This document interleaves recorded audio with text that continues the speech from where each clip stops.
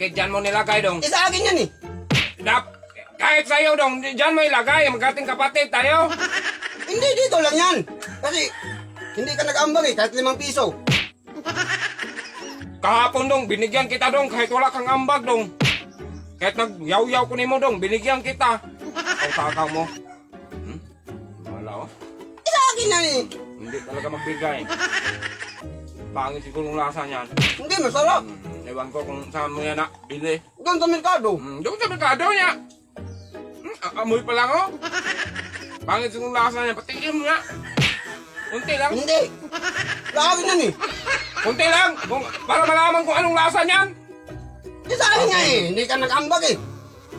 Kahit 5 piso. Dong, tignan mo dong ha, makinig ka.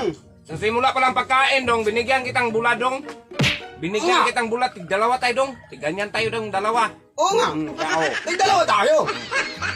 Nakuha ka ng, anong klaseng pagkain yan siguro? Corn beef. Corn beef. Ano yun ang corn beef? Yung nasa lata. Yung ano. Lata.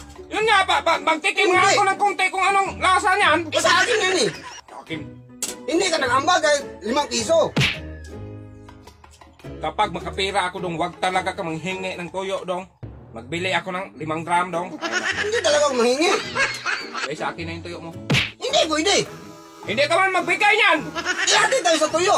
Kanina dong, nagkakain tayo, binigyan kita dong. Tig-dalawa tayo, ganyan. Tapos ngayon, pagkakuha ka ng kumbet. Pangit siguro ang lasa niyan, kaya hindi ka magbigay. Masarap yan eh. Masarap yan. Kaya nga, ibigay ko yan sa'yo, dalawa. Bigyan mo rin ako konti lang. Hindi. Magtikim lang yan eh, kung anong lasa niyan. Chicken joy siguro yan. Hindi. Hindi talaga pwede. Hindi ay. Hindi talaga pwede. Akin yan eh. Sa'yo nga, tikman ko kung konti, kung anong lasa. Kaya hindi man ako naka-tikim yan. O sige. Tika na, konti lang. Pangit siguro lasa nito man. Konti lang ha.